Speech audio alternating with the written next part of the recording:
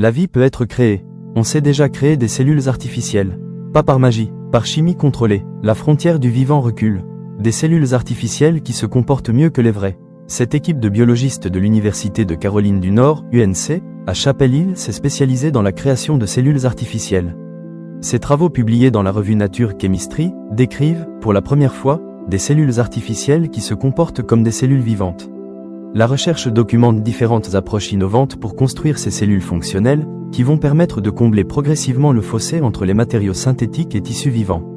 Ces recherches sont donc essentielles en médecine régénérative, mais aussi pour le développement de nouveaux systèmes d'administration de médicaments et d'outils de diagnostic plus performants.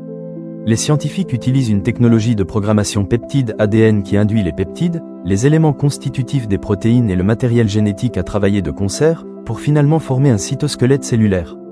Manipuler les éléments constitutifs essentiels de la vie. L'étude, menée par Ronit Freeman, chercheur à l'UNC, décrit les étapes suivies pour manipuler l'ADN et les protéines afin de créer des cellules artificielles qui ressemblent et agissent comme les cellules du corps. L'objectif est de pouvoir régénérer des tissus techniques ou des tissus sensibles au changement de leur environnement qui se comportent, comme les tissus du corps, de manière dynamique. Les cellules et les tissus sont constitués de protéines qui s'assemblent pour accomplir des tâches et créer des structures. Les protéines sont essentielles à la formation de la structure d'une cellule, appelée cytosquelette. Sans cytosquelette, la cellule ne peut pas fonctionner. Le cytosquelette permet aussi aux cellules d'être flexibles, tant dans leur forme que dans leur réponse à leur environnement. Sans utiliser de protéines naturelles, l'équipe parvient à construire des cellules artificielles, dotées de cytosquelettes fonctionnels capables de changer de forme et de réagir à leur environnement. Pour parvenir à cet objectif, l'équipe utilise une nouvelle technologie de programmation peptide ADN qui dirige les peptides, les éléments constitutifs des protéines et le matériel génétique de manière à ce qu'ils forment, ensemble, un cytosquelette. Les séquences d'ADN ont été reprogrammées pour constituer une structure qui lie les peptides entre eux. Une fois ce matériau programmé placé dans une gouttelette d'eau, les structures prennent forme. Cette capacité de programmer ainsi l'ADN signifie la possibilité, à terme, de créer des cellules capables de remplir des fonctions spécifiques ou capables de répondre de manière positive aux facteurs de stress externes.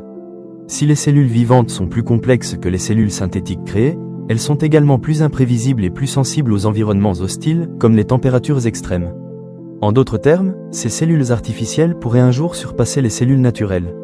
Les chercheurs montrent en effet que les cellules artificielles qu'ils ont ainsi créées sont stables même à température élevée, 50 degrés Celsius, ce qui plus largement ouvre la possibilité de fabriquer des cellules dotées de capacités extraordinaires capables de survivre dans des environnements hostiles normalement impropres à la vie humaine. Les cellules peuvent également être conçues pour remplir une fonction spécifique, puis pour se modifier afin de remplir une nouvelle fonction. De nouvelles capacités qui pourraient révolutionner des domaines comme la biotechnologie et la médecine. Si vous aimez comprendre ce que la science-fiction invente et ce que la chimie permet réellement, vous pouvez vous abonner à la chaîne. Merci.